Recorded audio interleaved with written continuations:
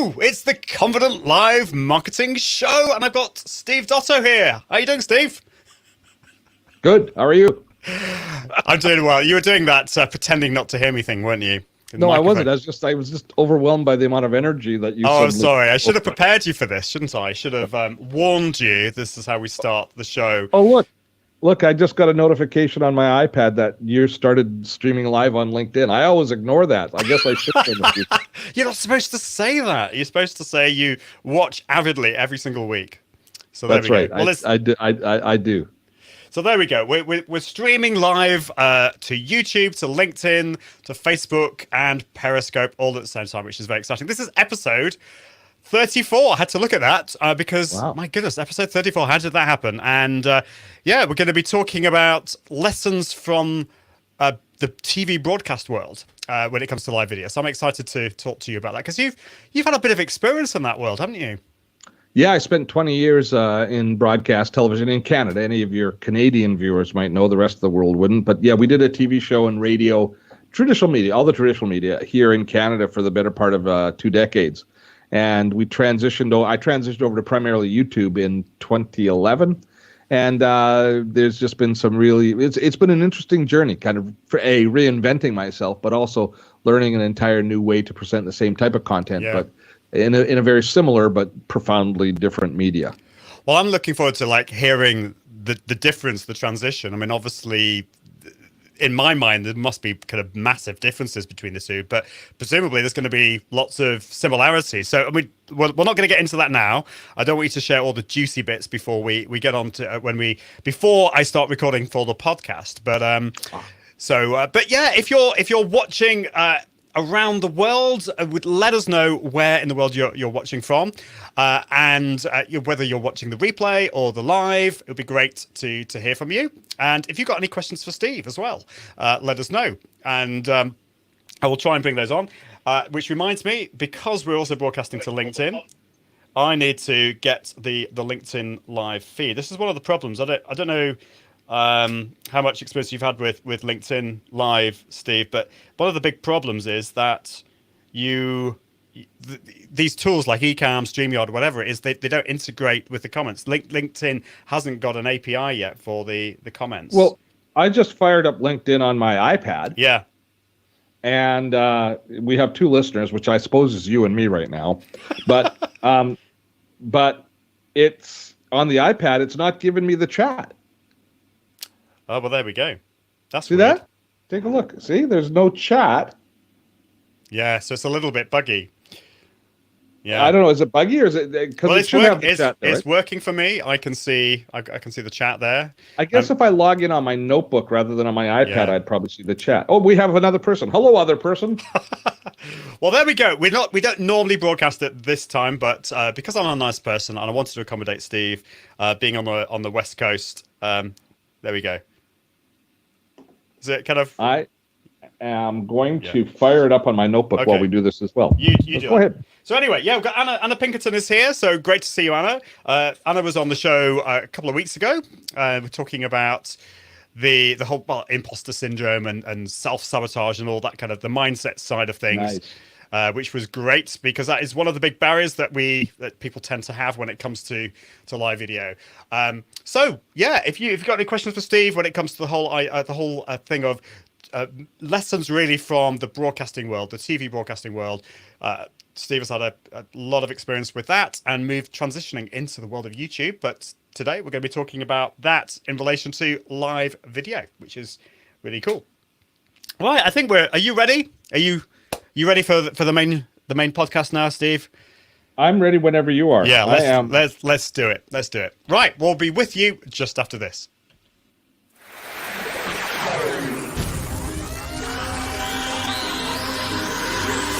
This is the Confident Live Marketing Podcast. Confident Live Marketing Podcast with Ian Anderson Gray, helping entrepreneurs level up their impact, authority, and profits through the power of live video.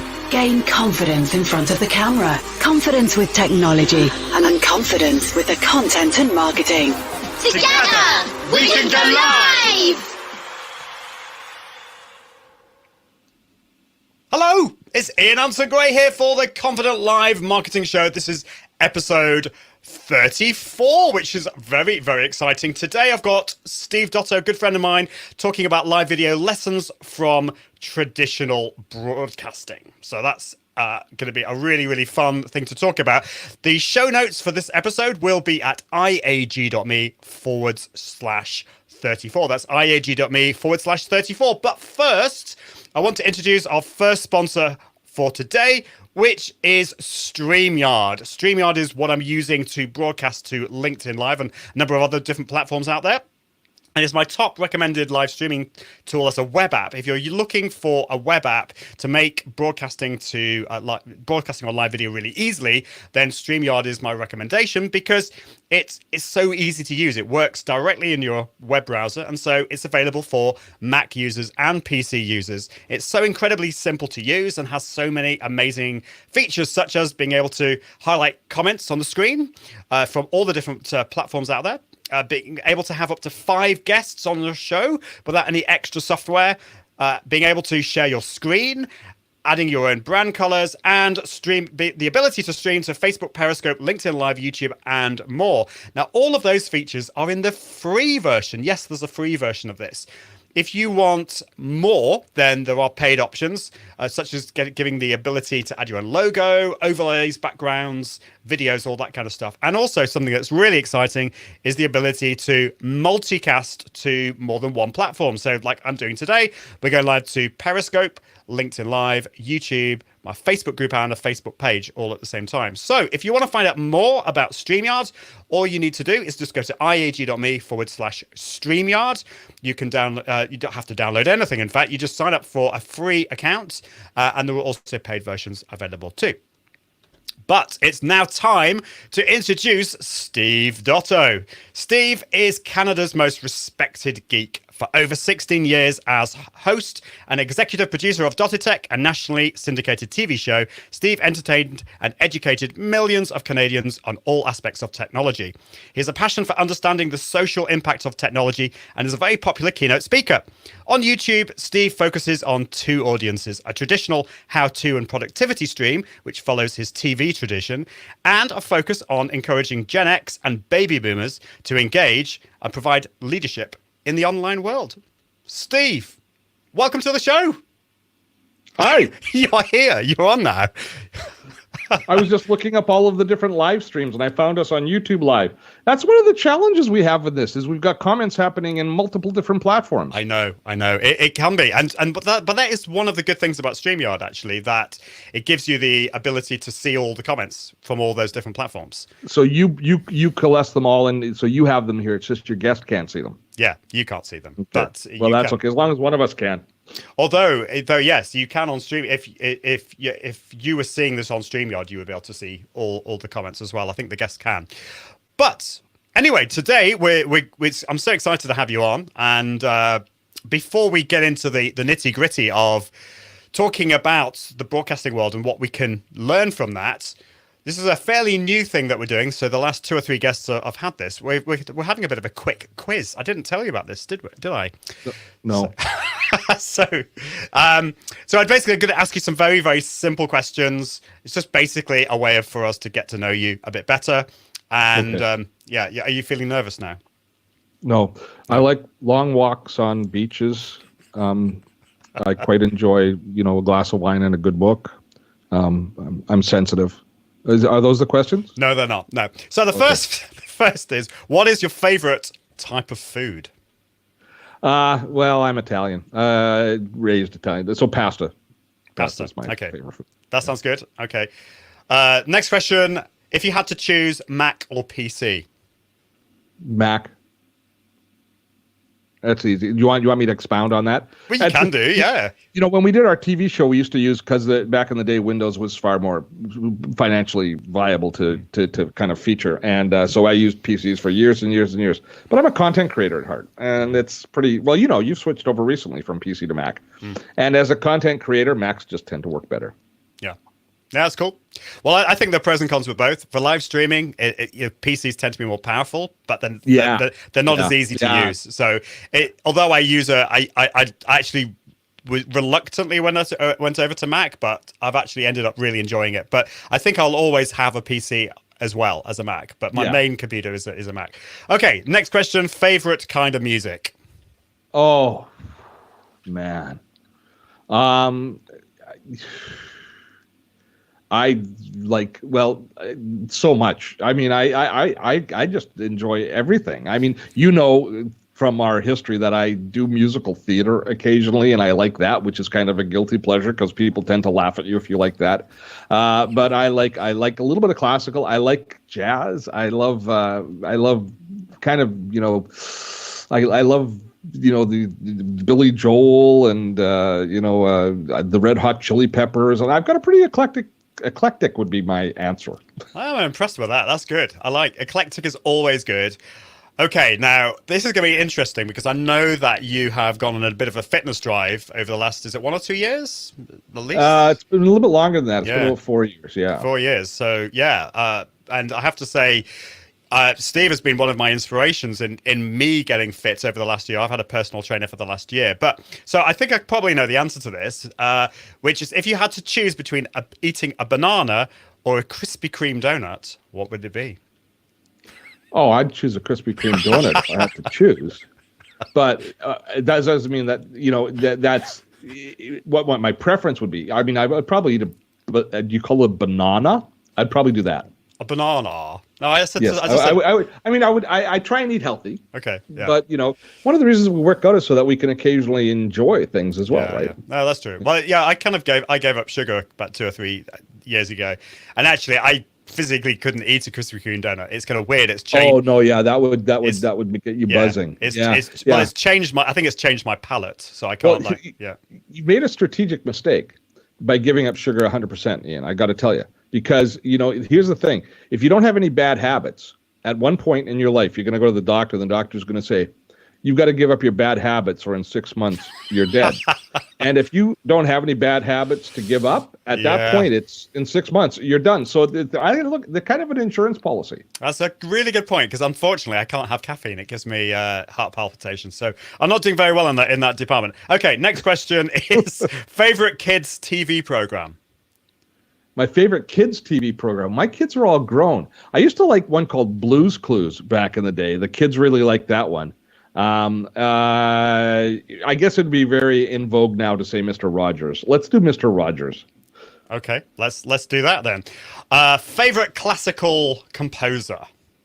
Oh, I kind of like the Russians. So Korsakov, is that right? Korsakov, Rimsky-Korsakov, yeah. I kind of like those guys. I like the fiery Russian stuff. Sounds good. Yeah, but you're a bit of passion in your belly there. Yeah, and final question is your favorite app. If you had to choose just one app, what would it be? The one that's most useful to me in my life is Evernote still. But I really, for our video stuff, ScreenFlow on the Mac for creating videos has been a big thing. But if there's one app that I think everybody should use, not just because I sell a course on it, visit dottotech.com so you can buy it. It would be Evernote. You definitely need to check it out because it is a fab course, and just learning everything about Evernote is cool. So thank you for that.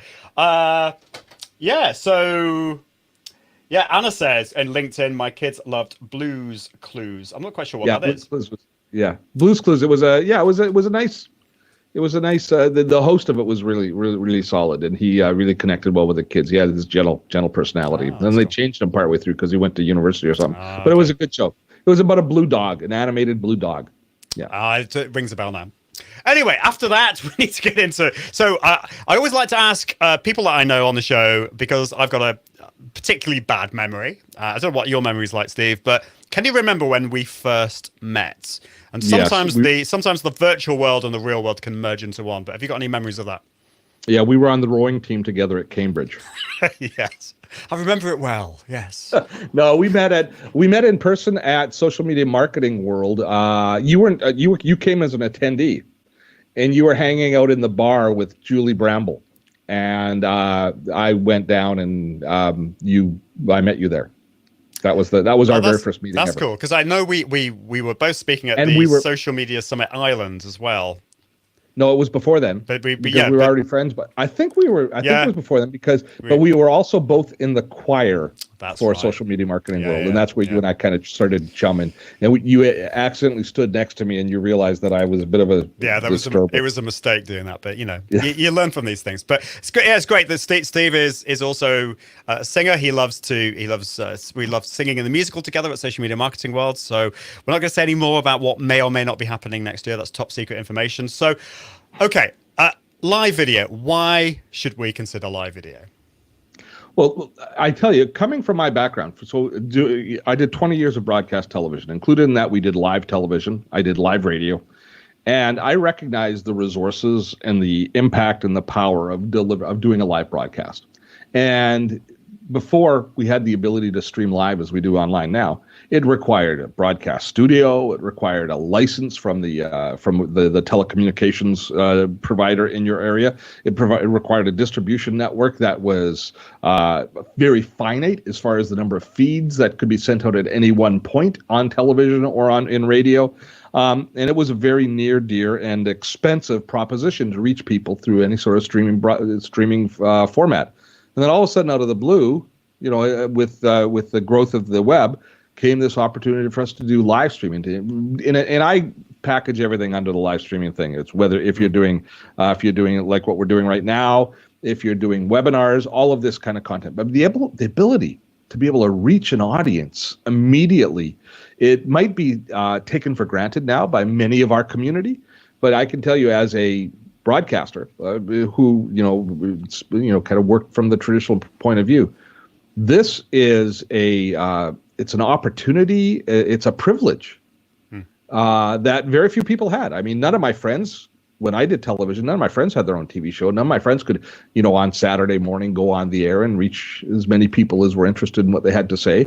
Yet everybody can do that today, and that is just plain spectacular. Yeah, I agree with you. But do you think maybe it's lost some of that magic because it is so ubiquitous and so everyone can? I mean, not everyone does do it, obviously. That's maybe, we can talk about that. But do you think it's lost some of its magic because of that?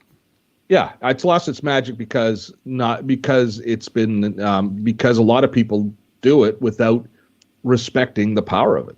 They just, when Facebook Live came out and stuff, people would be streaming Facebook Live because they were bored. That's not the reason to be streaming. You shouldn't be reaching out and wasting people's time because you're bored and you want people to entertain you. Yeah. That's not what this is about. It's an opportunity for you to enrich somebody in some way. And if you take the response, I think too many of our colleagues and compatriots don't respect the time of the people who watch their content.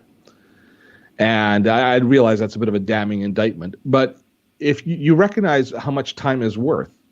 And, when we did television and, we had 23 minutes a week and it cost you tens of thousands of dollars to produce and distribute that, you respected what went into every minute of that. You respected the value of that time. But people will create videos on YouTube or they'll create live streams now and they will futz about. They won't be prepared. They'll just kind of, they'll think people are interested in them because they're cute or, for whatever reason, they aren't prepared for what they're doing. I think that's where it's lost some of its luster. Yeah. Well, maybe, the whole cute thing, maybe that's something I need to work on. I mean, you can have fun with your audience. You can kibitz around a little bit, but at the end of the day, you better bloody well be delivering value. Yeah, absolutely. Because you're taking time out of their day. You're saying, you stop doing what you're doing and pay attention to me and don't do the important work that is sitting on your desk or on your computer screen right now or with your family right now. Spend time with it. So what value are you going to deliver for that? Yeah, definitely. Totally agree. So you've done this for a long time. You've done video, either whether it's pre-recorded video or live video, for a long time. Did you get nervous? Do you still get nervous when going live? And have you got any tips for us? No, to be honest, I get anxious. Not typically about, well, first of all, your last guest talked about imposter syndrome. Did they? Yeah. I still have that. Every broadcast I do, I am concerned, and I'm always pleasantly surprised that people find value and that they comment back in value because that is persistent. I don't think we ever get over that. And if you do get over that, there might be something wrong because, you always, because I think that imposter syndrome or that the anxiety of delivering, part of it is tied into our ego of not wanting to look a fool. But for a lot of us, it's also tied into the wanting to make sure that you're doing a good job and you're delivering value to your community. So there's a healthy aspect to that. Personally, I get most anxious about the technology, about, I know that I've prepared my content and I have a system, having done as much as I have, that I know how to prepare the content. I know how much content should put in, and I recognize where the value is. But technology is always going to jump up and bite you in the ass at the worst possible time. And the bigger the webinar, the bigger the message. Like I give free webinar after free webinar delivering content on an ongoing basis. And I guarantee if I'm going to have one webinar go off the rails, it's going to be the one of 10 webinars that I deliver or live streams that I deliver where I'm making a sales pitch, where it's going to make me money. And that's going to be the one that's going to cause trouble probably. So yeah. I get anxious over that. And that's not what I lose sleep about, but what I get a little bit anxious about. But having said that, I also am anxious before, but if it goes off the rails during, it doesn't really bother me all that much. And why is that? Because it just, you've started it, so you know what can you complain about? I think because at the end of the day, once it starts to go off the rails, you've got to get out of jail free card. If you can bring it back online, and if you can get the webinar going again, you're a hero. And if not, the technology screwed up. So it's kind of I realize it's kind of a back-ass way of looking at it. But it's at that point there, the pressure's taken off. I mean, it's not your fault. If you did everything you can, like people will get mad at you. And they'll get a little pissy and stuff, which I always find fairly humorous that people are getting mad at me because the audio is attenuating on their end. They're saying, you've got an echo. Or something like that, or something going on. Well, it's fine on my side. I've done everything I can. Why are you getting mad at me? Yeah. So I always find that a little bit humorous. And I think you have to kind of reach a point where you've done enough that you've done your job, and that at that point there, if they've got a problem, it's their problem. Yeah, exactly. Because things are going to go wrong. I mean, it's quite refreshing to hear, you, Steve, you've been doing this for such a long time, and things still go wrong for you occasionally. But yeah, I'm in the middle of reevaluating. We do a webinar every single week called Webinar Wednesday, and we typically have about 1,000 people sign up. It's a pretty big part of my business, and I often do it in Webinar Jam. But Webinar Jam has been just off the rails lately, just screwing up left, right, and center. Like I've had terrible video. So here we are after using the same product mostly for like 4 years. This week we're going to be using a different webinar package because it's been letting me down. But that's what happens, and then we adjust, and then we move on. Yeah, I think that's great advice. So for those watching or listening, don't just think that the software and the hardware and the solution, the tech solution that you've chosen is going to last forever, because bugs happen.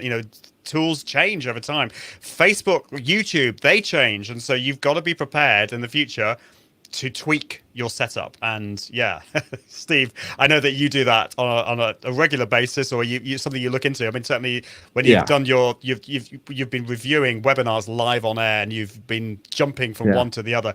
I don't know how you cope with that. We've got Michael Phillips in LinkedIn watching. He's saying this is very, very useful information, which is great. So that's what we want. So so when it comes to TV broadcasts, I mean, what do you think? I mean, what are them in your mind are the main differences between traditional TV broadcasts and live video as we know it today, whether it's webinars or whether it's YouTube, Facebook Live, that kind of thing? Well, one of the things that is different in live broadcast is this. I'm going to sound my age. Is there's more responsibility in live broadcast. We see a lot of controversy lately over the Child Online Protection Act that's happening in the States, with YouTube now clawing back how they're doing advertising to different providers and stuff. And what's happened is content creators that have come into this space have come in with free tools that are readily accessible, and very few guidelines as far as what's appropriate content. And now in all jurisdictions, if you're broadcasting over the air, you still follow your regional, your national broadcaster's standards. And so recognizing what's appropriate content to be putting online and what's not, that's number one. The biggest thing is you pay attention to making sure that you're following society's guidelines for what's appropriate content. That doesn't always happen online, or often doesn't. Yeah. So that's number one, but that's kind of the crotchety old guy view. From a far more pragmatic point of view, for me, the epiphany that was amazing when I started doing YouTube and then going into the live streaming space was the shift in who my customer was. When I did a television show, my customer was the network, the TV network, and my sponsors and the advertising agencies. They were the ones that signed the check that let me make the money to put my show on the air. When I started doing YouTube and live streaming, and when I started in Blab back in the day, which I was a huge fan of, and all of those sorts of tools, for the first time in my professional life, the customer was the viewer. The person watching my show was the person who ultimately was going to generate revenue for me. And it completely cut out the middleman, and it made content that much more relevant. I had to keep advertisers, advertising agencies, and networks happy back in the day. Now you got to keep your viewers happy. What a liberating place. That is there's so much freedom attached when you can be concerned to serve the people who are watching you, and you don't have this ulterior motive to your content delivery. So that to me is the biggest single difference. And I realize that we aren't talking technology, we aren't talking presentation, we're talking about the business aspect of it. But that to me was the epiphany that got me it's what reinvigorated me. When I stopped doing television, I didn't necessarily want to stay on the air and become a personality in any other format.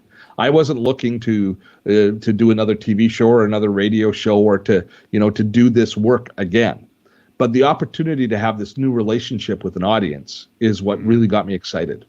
That's cool. And yeah, it's you used the word responsibility. It's a huge responsibility. You were responsible for producing great content that your sponsor was happy with, but that's one entity, that's one person, isn't it? Whereas you've got all these viewers, and you want to keep all of them happy, or as many of them as possible. And it's interesting, so I have sponsors for this podcast and this live show. And in a way, I obviously want to keep them happy, but ultimately, I only ever choose sponsors that I feel are going to be a good fit, that's going to make my viewers and listeners happy. And so not all potential sponsors get that. I don't think. I think some of them they just want to. I've had people, some companies, like really random ones, kind of contact me, say we'd love to sponsor your show or put some ads on your website, and it's like a plumbing website or something. And it's so at the end of the day, it is always thinking about the viewers and thinking about them, and it's a big responsibility, but it's liberating, as you say. It's exciting stuff. Yeah. From a tech point of view, though. Is there anything you can say about that? Because obviously, I can assume that the tech when it comes to broadcasting on TV is probably costs a few dollars more and a bit more complicated to use. So I always joke that the thing that I miss about doing television is the people, is being part of a team. I always say that my crew's been replaced by USB ports.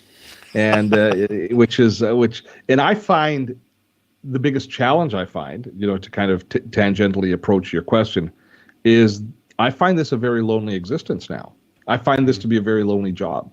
I used to get up at 5 a.m. and drive into the studio, and I'd be in there working before my crew arrived. But every day I was surrounded by people who were all pulling in the same direction as I was. And even though I owned the show, I was way down on the totem pole as far as decision making, because I hired a whole bunch of people that told me what to do. I was told what time I had to be in makeup. I was told how much time I had left in this segment. I was told which scripts had to be ready. Everybody was telling me what to do the whole time, but I was part of this team that produced the content. And so I miss that a lot. That's the biggest difference, is when you suddenly become a solopreneur or you have a distributed team. Now we've since grown, and we have a team. We have Liz in London that does all of our content stuff, and April does all of our system stuff. So I've got a team around me again, but they're not here with me. As far as the quality and as far as the video goes, there was a real learning curve and a new reality that I had to come to terms with here as well. because when you do broadcast television, you sit there and the lighting has to be perfect, and they're not looking at the video image with the naked eye. Like you're looking at my camera right now, I'm looking at yours, and they look fine. But fine isn't good enough for broadcast television. They look at your image on a scope, and the scope tells you what's working and what's not. As far as light, as far as sound, all of those things are measured scientifically as opposed to artistically the way we're doing them now. So I always thought that was a pain in the ass, standing there while they're relighting to lose one shadow over my shoulder. It used to drive me crazy because I'm going, who cares about the shadow? All of my craftsmen that worked on the TV show cared about the shadow. But at the end of the day, when I started to be able to produce my own content, the shadow's there. I mean, look at my office. It's kind of messy. I got my dog laying in the background. I got some stuff up on the shelves back there, right? This would not be acceptable in broadcast television, but it shows that the content does matter. What I'm saying matters more than the environment that I'm in. And so that's a real... you have to kind of set your own level now for what's acceptable. Camera. People talk about, we spend a lot of time looking at what gear is going to be acceptable for delivery. I'm just using a Logitech Brio, which I think is a great camera, but I always have good lighting. I always make sure I have good lighting. I concentrate really hard on making sure I have good audio because I know from personal experience that people will watch poor quality video if the audio is good. They won't watch good video with poor audio. Our ears are more sensitive than our eyes. So recognizing that we don't need that final 10% that is the quality, or maybe 20% that is the quality we get in broadcast from a TV set, that's not needed. We can, we don't need to invest in that quality. You can if you're passionate about it, but it's not going to generate a return on investment. Whereas if you invest in getting your video to everything to 80% quality, like really, it's got to be good, but it doesn't have to be great for most of us. And then concentrate that extra effort on your content. Now, having said that, there are broadcasters that do have to have that high quality. When you look at the YouTube channel and the YouTube world of YouTube video, the vloggers that are cinematographers, the Casey Neistats and the Peter McKinnons of the world, they do have to have the exceptional lighting and frame rates and all of the different things. But if I'm teaching you how to use Evernote, what I'm showing you on screen is more important than how well I'm lit. Yeah, that's so true. And there's something about the fact that you're showing your background and it's you're showing your office. That I hate to use the word authentic, but we're seeing this is how you work. This is your office, and I like that. I like to see how Steve works. This was strategic, and this was a bit of the journey that we went on. When my channel was built with green screen. Yeah. Every video, if you look at my old videos, had my head on green screen as I showed the apps. And I was known for that. And it still works and it is good. But I also recognize that one of the reasons that a lot of people follow me is ultimately they like me, which confused the heck out of me. But it is a truism, my Canadian ego comes in, or imposter syndrome comes in. But recognizing that people do want to have a little taste of your life. Yeah. And if you're willing to let them in a little bit. So this set came out of, and this is actually my office, but this came out of a recent move. 2 years ago, we moved houses. And in my old office, the green screen was better because the room wasn't an attractive room that I was in. It was an old bedroom that had been converted. Whereas this was a brand new build. And I was able to set this up as a kind of a place that I'd like to spend time. And consequently, I set it up to be visually interesting. And but I allow for it. I've got two locked out. Actually, there's nice daylight outside. I'll just flip the switch on. I've got two locked off LED lights here. Everything will balance now a bit. Which are so I can record at any time with good consistent lighting. Actually, I should have had those on. That looks a lot better right now, doesn't it? And I mean, I also have Farley in the background there, which when you're on the single, you can see my dog in the background, which people love. And he'll often do something rude in the middle. But that accessibility to the people does make you more approachable, more memorable, and it makes people feel more comfortable with you. Yeah, I agree. And obviously, if you're listening to the podcast, you won't have seen any of that, but you can imagine. Oh, I forgot we're on a podcast. But it's okay. Imagine, it's fine. If you will. Guess what happened with this?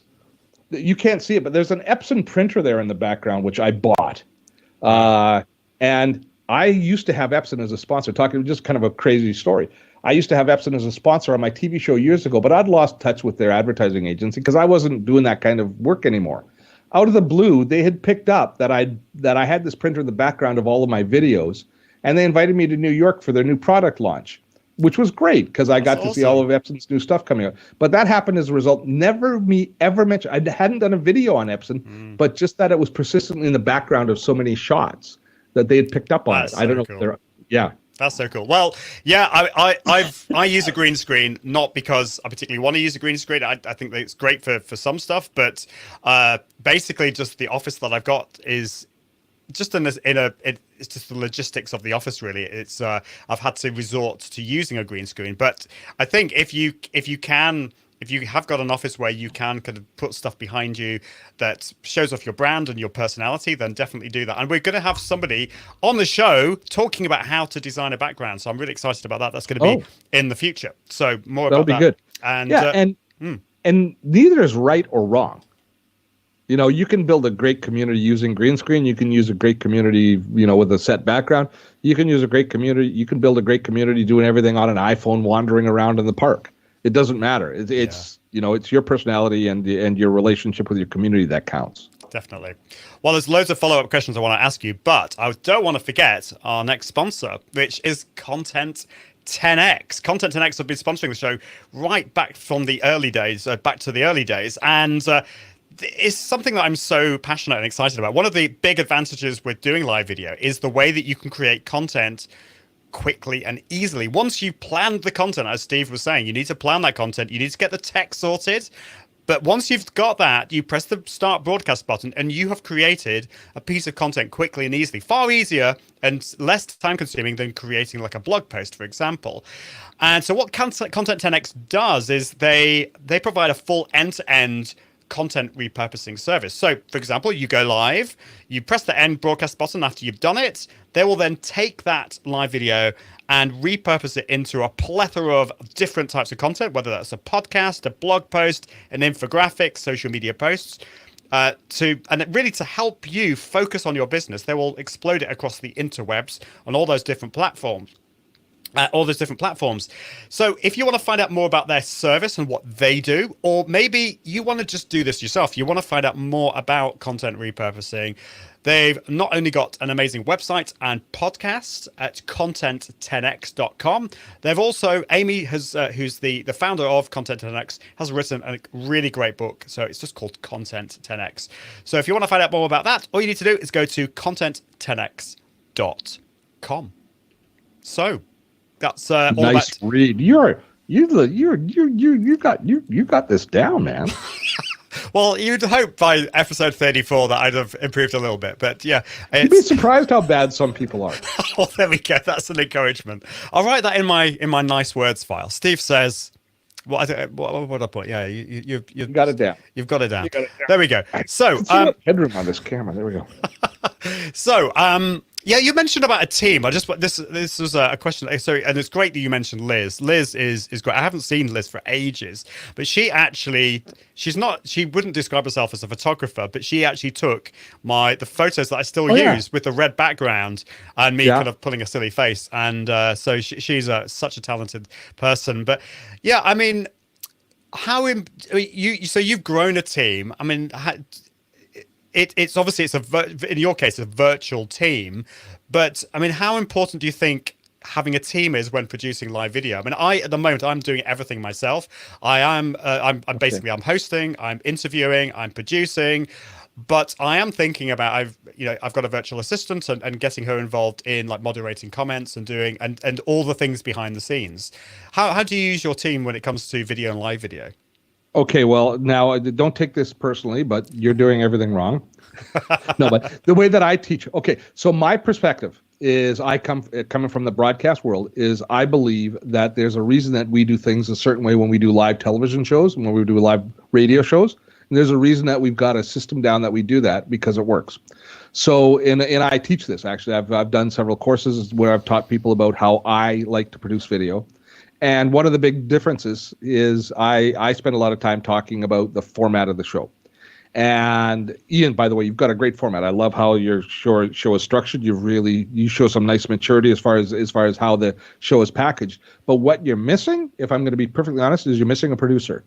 You shouldn't be worried at all about cameras, switching, technical. You should have 100% of your attention as the host of this live stream on me, on your guest, and on the content being delivered. You shouldn't be worried about technical issues. That's a producer's job. And they should be queuing up questions and putting them in front of you so that you can concentrate on having a conversation. We can multi-purpose to a certain extent, and you do a great job of doing the switching and all of those sorts of things. But at the end of the day, you, I believe, do a little bit of a disservice to your content by not giving it 100% of your attention. So in my ideal world, you would have a content producer, somebody who set up the live stream, monitors the feed, does the switching. If you have live questions coming in from an audience, filtering those questions. If somebody is complaining, saying that that the audio is not working, sending them a note saying, letting them know that, maybe they should refresh, or asking them what browser they're using, dealing with all of the issues around it so that the host can concentrate on their job, which is being content on air. So that would be my comment about how I would look at using a team for you. And I think you already can imagine just how much less stress there would be on you and how much of a better job you could do. Because I'm sure that when you finish a show, when you're editing, you're going, oh, damn, I wish I had thought to ask this at that point. Or I wish I'd taken up on this. Or I didn't even notice my guest saying that because I was doing something else. And man, that was a great opening. Yeah, I think you're right. I found now that I've been doing this for so long and I'm more experienced, I'm far more able to be in the present and to listen to exactly what you say because the tech is working and I'm kind of like in the background, I'm just switching between the scenes. But when I first started, you're so right. I wasn't, and I'm still. I think you're right. I still can't be 100% in it, but I think. And when you grow, when you take this to the next level, right now we've got 3 or 4 people on live that you're taking chat from. But when you start getting 150 or 200 people on the stream, and there's all of that conversation going on, and they're asking great questions, how can you juggle filtering out those questions and all of the noise that's happening in chat with giving 100% attention to your guest? There'll be a breaking point. So that's something that I'm sure you didn't call me on to take apart and criticize your production technique, but you opened the door. You asked me my philosophy on staffing. So now I've given it. So there we go. Thank you for that, Steve. That's great. The first and last time on the show. No, I'm joking. No, it's really, really, really great tips actually. That when you're first starting off, if you can afford or justify the cost of getting people in to produce your show and to moderate those comments, because as you're getting more and more comments, you're going to have to you don't want to be missing those people out. If you can get people that are actually replying to those comments live, like if you've got a moderator, that's great. And pushing those to you, because I've got a stream here, and I've done pretty well in the past when we've had when we broadcast at our normal time, we get quite a few more viewers, and so tend to get more comments, and so it's still a challenge. It's still a challenge. Yeah. So here's a tip for people that are starting out, and maybe even for you, is find somebody in one of the Facebook groups that's doing the live streaming stuff that has a similar format to you, and offer to switch off. I say, look, I'll produce your show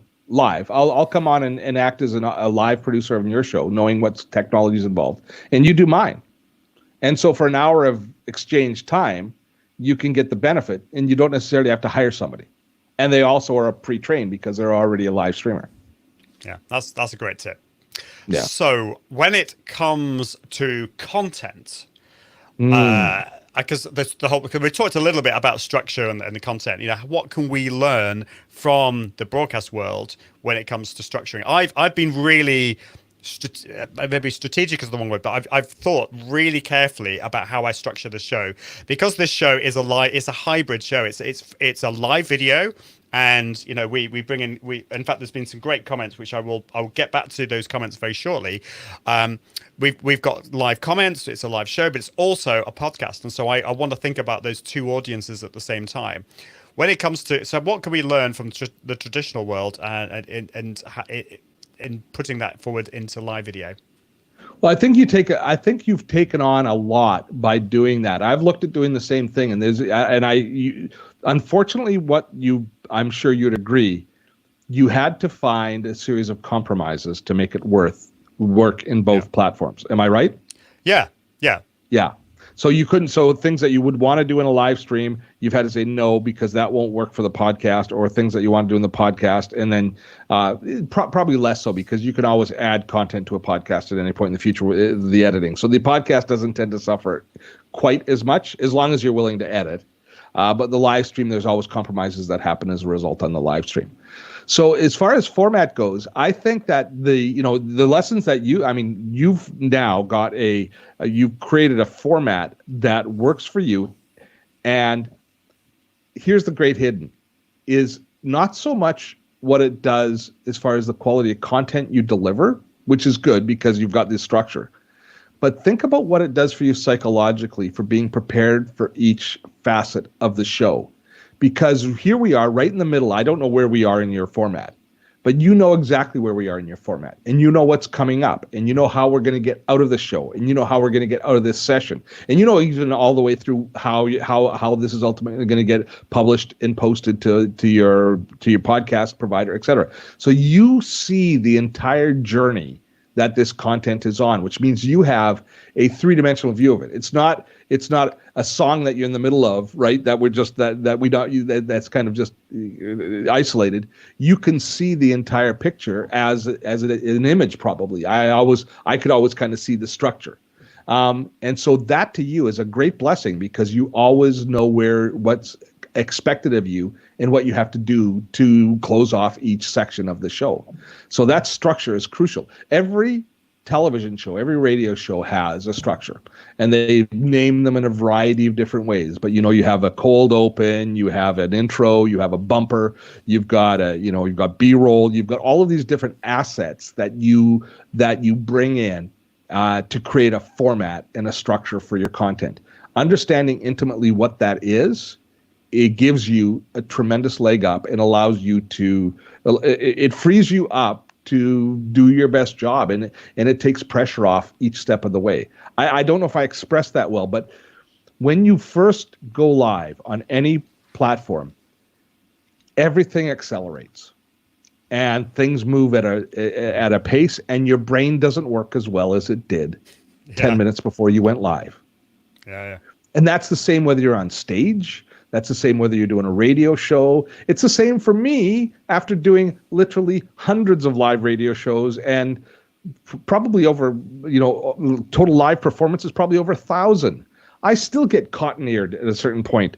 And I go, oh, it's coming up. If I know, if I'm kind of winging it, that will happen. But if I have a structure, it doesn't happen. Yeah. So did I answer your question about the value of? Yeah, absolutely. And I kind of think about this. I think it's a bit of I've learned from the singing world. Like I had to, like when I was performing a work, and like, for example, I would, for some of the songs that I would sing, it would be like Handel's Messiah. I would have my music in front of me while I sang. And I always knew I had to treat, I called this, I have to treat myself like a total idiot.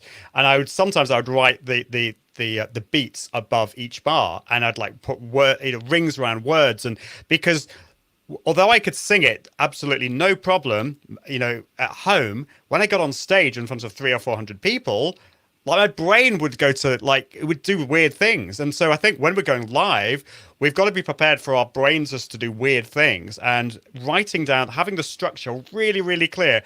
Maybe I'm not a fan of reading from reading word for word, but maybe have the first couple of sentences and the ending as well, so that, because sometimes I've come to the end of the broadcast and I've completely forgotten what I'm supposed to say. But if I've got it written down and I know exactly what I'm doing at each time, then it's so much easier. And so I've got a note in front of me, which I've got some kind of ideas of the kind of questions I want to ask you. I've got what I'm going to say at the end.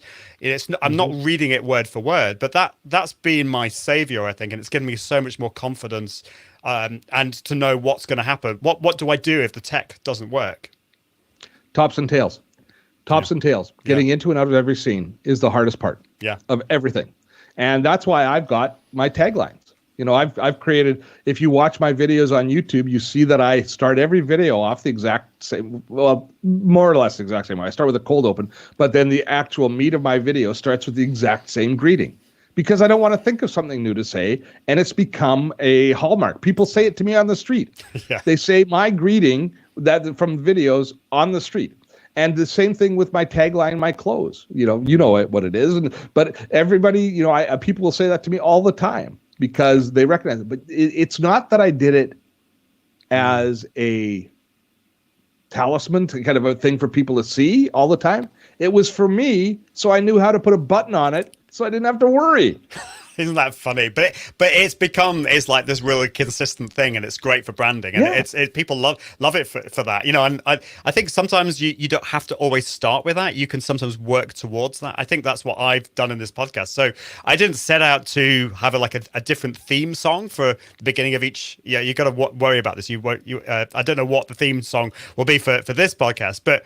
Yeah, it's so doing something that stand out and it's something to do with your branding is great fun, and it helps you with the structure side of things as well. So we've got Jeff C is here, and he says, Jeff, hi Jeff. Jeff is here. So he says, Steve and Ian together. Mind blown. Well, we don't want you to blow your mind too much, but and we've also got some comments on LinkedIn Live. Sorry I didn't get back to you, Jeremy. Jeremy Klusterman is here. I can't highlight these on the screen, unfortunately, but he was saying it is challenging to let things slide when you are used to broadcast standards. I totally agree. I would just say that one of the great things about live video is that if you are a perfectionist like I am, then it's a great way to kind of like stop being a perfectionist, because it is not going to be perfect. There are going to be things that are going to go wrong, but that's not to say you shouldn't focus on getting a much better quality. Jeremy also says audio is key. Totally agree on that. And he also says there is a time and place for green screen. Vlogging and live streaming doesn't always need it. And I would agree. I think it works if you're doing. I know that you've done this. I don't know if you still do this, but if you're doing like a screen. You're actually showing people around the screen. I think it can make sense to do so. But we used to do it. I used to do it all the time. We stopped doing it because it takes a lot of time now. And Liz is lately with our format. She's using a circle to have my head in it because they like to have the face in it while we're doing it. But we could go back to green screen quite easily. It's just the setting up is. I'd rather not. Yeah. And green screen can look very fake. It's actually very difficult to get the lighting sorted. It's all about the lighting. It is, and I don't think I've got mine quite there, but it's an experiment. And one of the things I want to do with this show is it's also I want to kind of like highlight my journey and me playing around with things, which is great. Well, we're over time, but it's been great to have you on, Steve. How can it be? Yeah, it's just rushed past. Just the way it goes. So. How can people find out more about you, and if they've got any questions for you and connect with you? And I know you've got loads of stuff that you're doing, exciting things happening in the future. Where can people go? I guess the thing I'd let people know about is in the live world, we do every week on Wednesday, we do a live webinar, usually focused on productivity, but often focused on content creation. It's called Webinar Wednesday. And if you drop by dottotech.com, you can find a link. This week, we're doing digital decluttering, although by the time you put this in podcast, it'll be gone. But every week, it's free. And it's a good tutorial webinar. And if you want to learn about live streaming, speaking of good formats, we've got a terrific format for that. As well, just check us out on YouTube at Dotto Tech. Pretty well, everything is Dotto Tech. And if you want to learn more about get more productive, we've got a brand new course out, Evernote Made Easy. It's actually the 4th version of our course where we teach you how to use Evernote. But we have a free version of that. We have a free Evernote Quick Start. So if you struggled with Evernote and it never has really worked for you, but you think maybe it should, I've got a system that will open your eyes to make Evernote work for you. And if it doesn't work for you, then at least you know that it never will if you try this. Well, yeah, that sounds exactly like me, because I've had Evernote for such a long time, and yeah. I know. Well, we're going to do a webinar for your community in January. Exactly. So, in fact, what I'll do is because in this, as of now, we haven't exactly sorted out, everything, but I will add that onto the podcast so people will know exactly what's happening with that, which is great. Well, it's been great to have you on. Pascal Pascal did this last week. He comes in right at the end and leaves a comment that I have to add. So he says, "So pleased to have caught this chat live. Thank you, Ian, for superb hosting, and a big thanks for Steve for the many years of inspiration." So it's great. Thank you, Pascal. It's great. We met up with Pascal yesterday in Newcastle, which was. You were there for the Atomicon or for the the Atomic X thing. Yeah. So that was fun. Great. Well, thank you. You had 4 whiskeys, you told me. I had four, but they were very, very small whiskeys. So, but you're a lightweight, Ian. Oh well. I've seen you drink. I am technically a Scot. My parents are both Scottish, so it's in the blood. It's okay. Okay. Well, I'm a lightweight. I can't hold my liquor. Oh well, I'm looking forward to meeting up in San Diego and having a whiskey or two with testing it out. Yeah, indeed, sir. Well, that's great. Thank you so much, Steve. And until next time, I encourage you to level up your impact, authority, and profits using Confident Live Video. See you soon. Bye. Thanks for listening to the Confident Live Marketing Podcast with Ian Anderson Gray. Be sure to join the community at iag.me, where you can continue to level up your impact, authority, and profits through the power of live video. And until next time, toodaloo.